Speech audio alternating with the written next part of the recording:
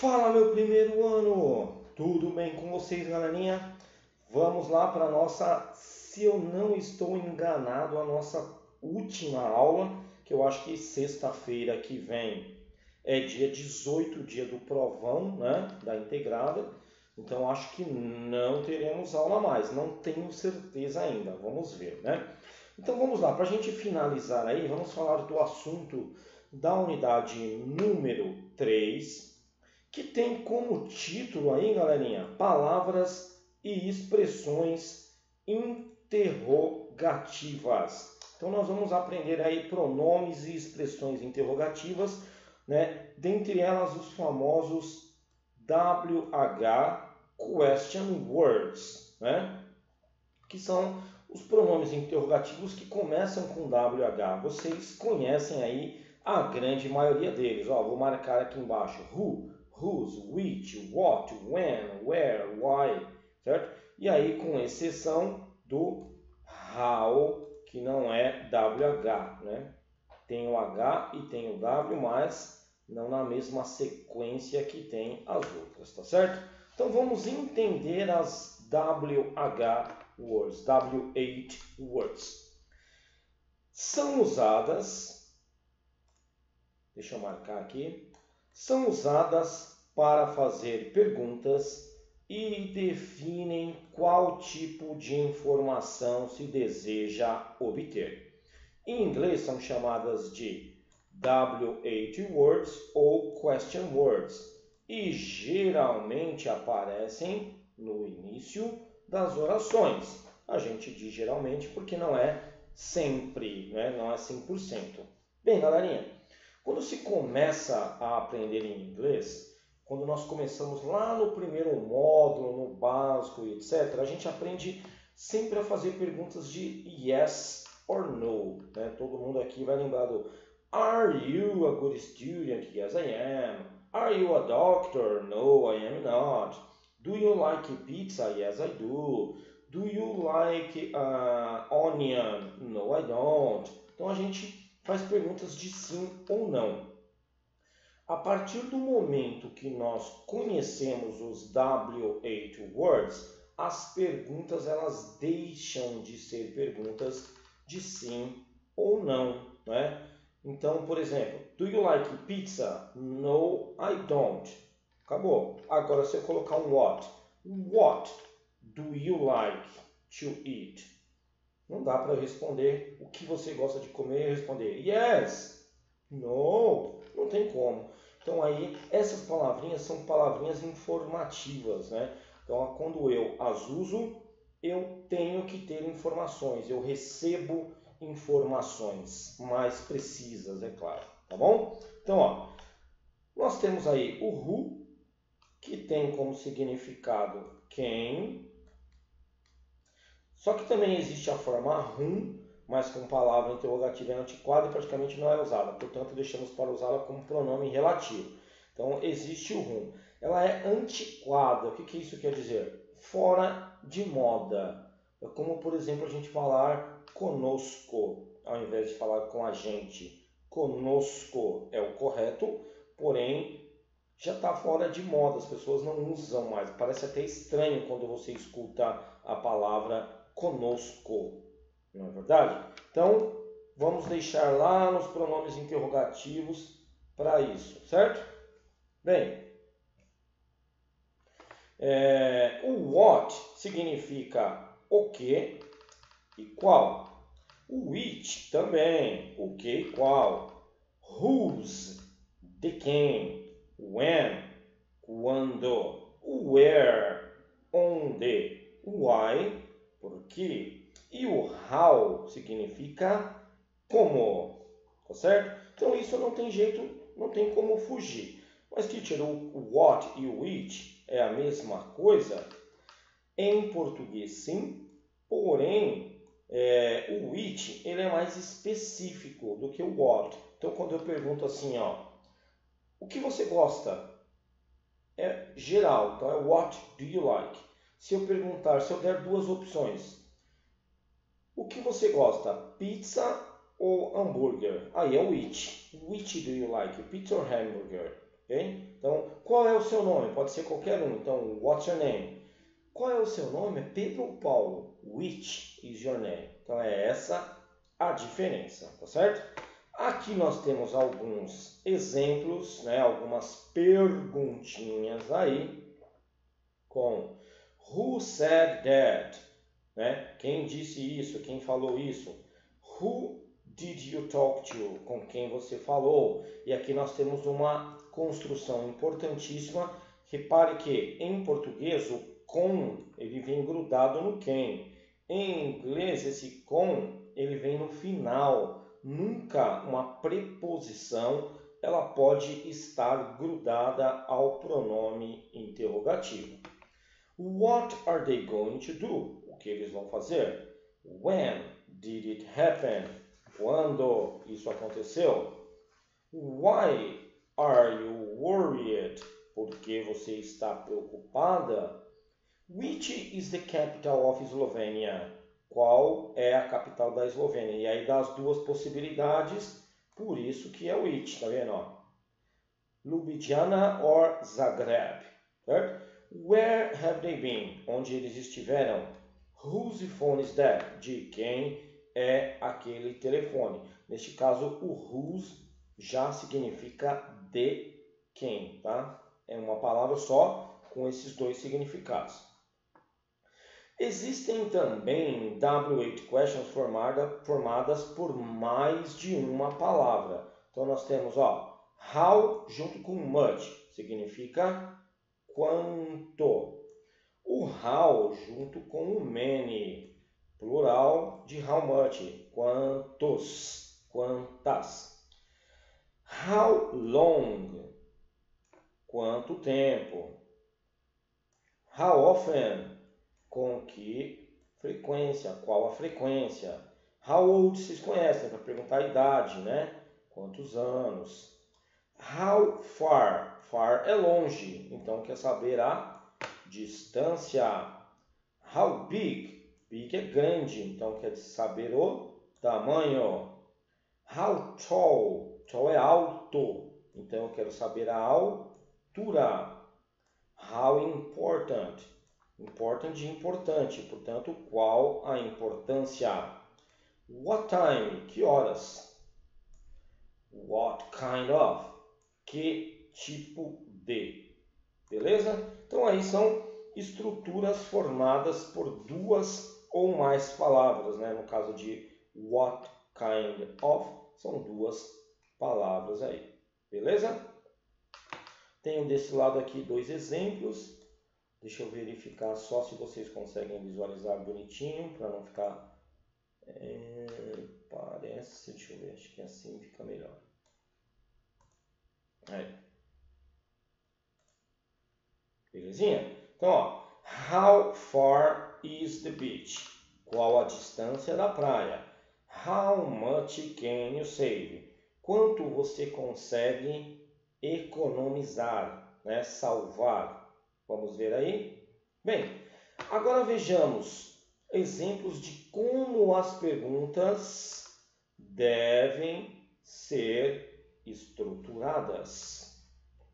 Então eu tenho aí who, where, which one, when, why, what e how, certo? Então o que nós não podemos esquecer que depois desses pronomes nós temos os verbos auxiliares. Em inglês, diferente do português, nós temos verbos auxiliares para fazer as perguntas. Então, o do e o does, que é o verbo auxiliar do presente, o did, que é o verbo auxiliar do passado, o have, que é o verbo auxiliar do present perfect, o can e o should, que são verbos auxiliares e também são verbos modais, né? Eles conseguem fazer a inversão para fazer a pergunta, embora eles tenham significado, né? O can é o pode, né? Como eu posso, how can I do? E o should é o devo, deveria, devia. Então, how should I? Como eu devo ou deveria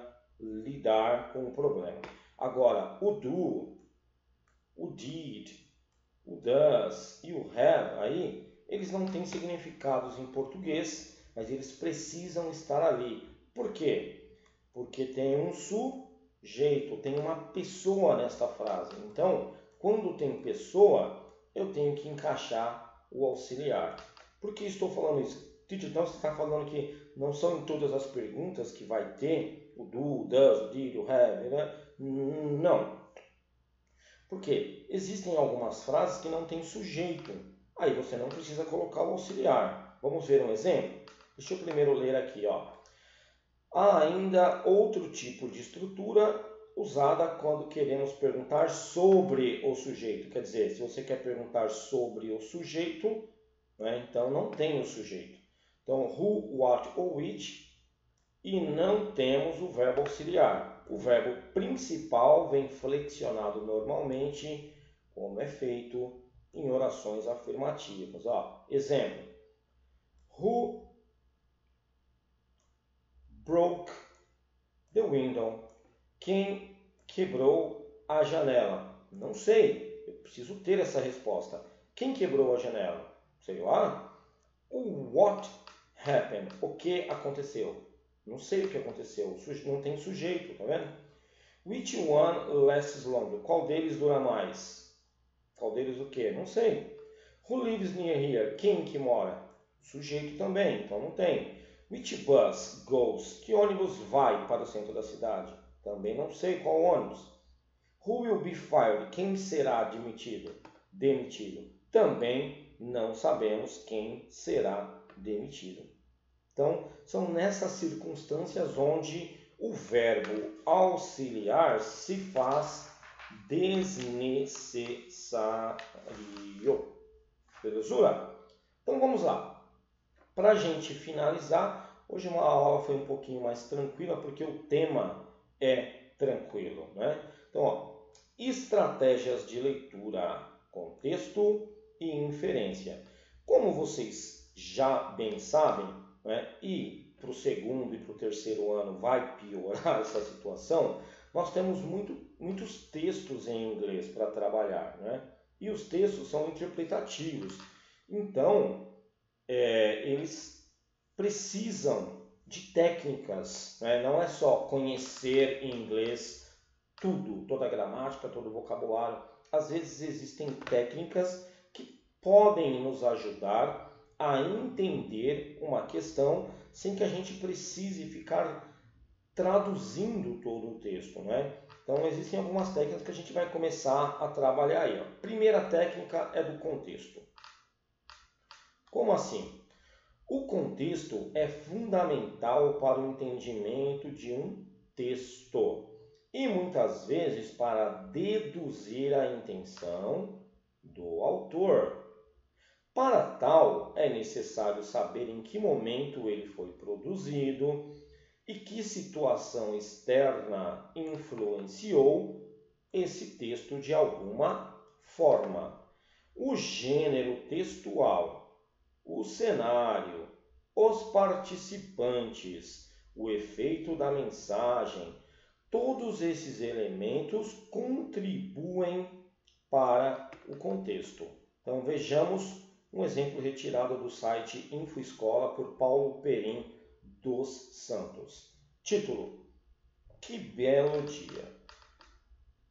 Sem se levar em conta o contexto, não se pode explicar o sentido dessa frase.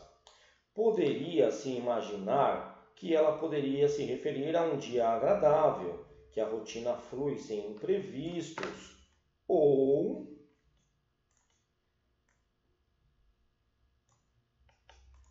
deixa eu arrumar, né? Poderia ter sido dita por alguém que ganhou na loteria. Não se sabe a que contexto se refere, né? Tipo, por que a pessoa disse que belo dia? Né? Se há um dia de sol após um período chuvoso, ou se há um dia de chuva após meses de sol escaldante, como não foi apresentada a situação em que esse enunciado foi proferido, há várias possibilidades de sentido nessa frase. Observe agora a seguinte situação. Marcos acordou atrasado para o trabalho tomou um ônibus lotado que quebrou durante o trajeto. Ele tomou um táxi para não se atrasar tanto, mas teve de descer a 3 quarteirões do edifício onde trabalhava, pois como chovia muito, uma árvore caída na pista impedia a passagem de veículos. Chegou ao trabalho atrasado em 1h30, ofegante e nervoso, ele brada.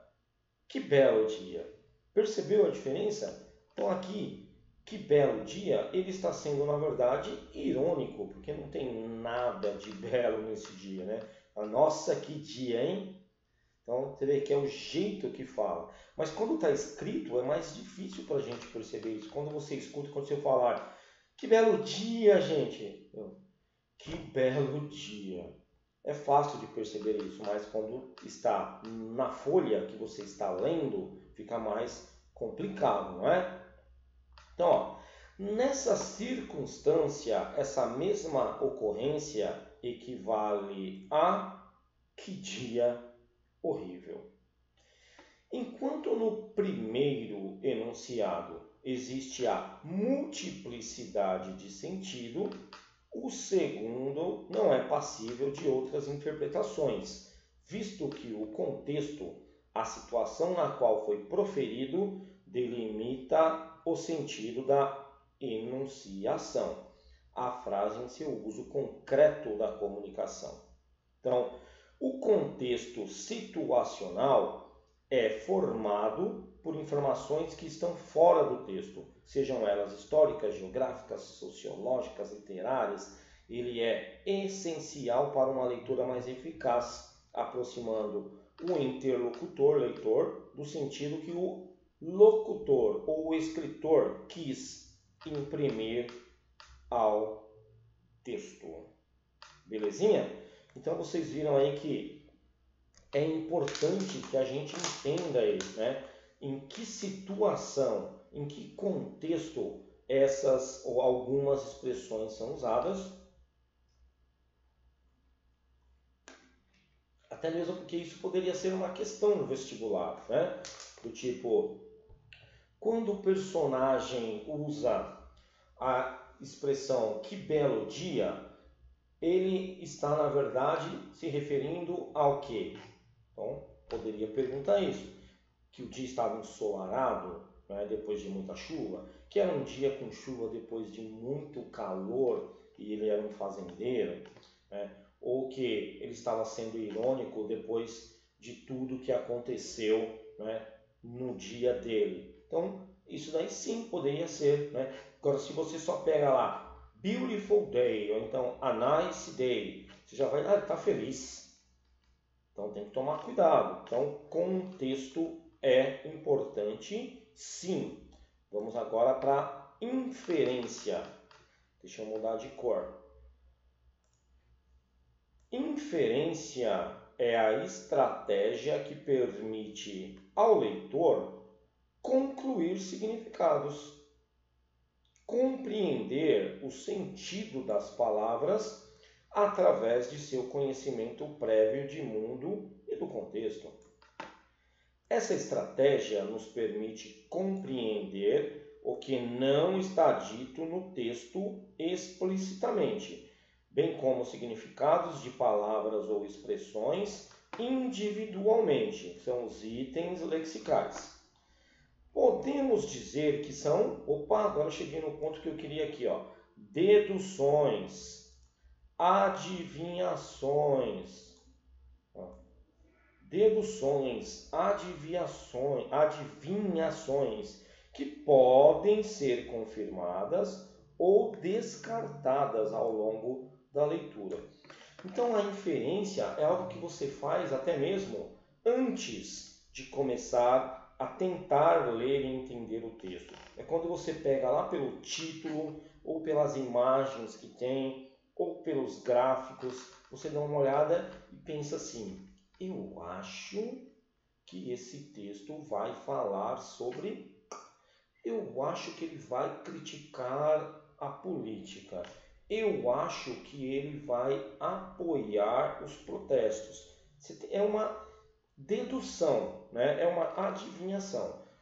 Pode ser que você esteja certo, mas pode ser que durante a leitura você perceba, já aconteceu isso comigo, e você perceber que nada a ver com o que eu pensei, não, é o contrário até. Né? Eu achei que ele ia falar mal, mas está falando bem, está apoiando. Ou ao contrário, achei que ia falar bem, está falando mal. E assim por diante. Para inferir, usamos os recursos que o próprio texto nos fornece. É possível tentar compreender as classes de palavras vizinhas, como os verbos, adjetivos, preposições, bem como as relações entre as sentenças. Seria uma sequência cronológica? Seria uma relação de contraste, de causa e efeito ou ênfase? Há palavras repetidas ou sinônimas?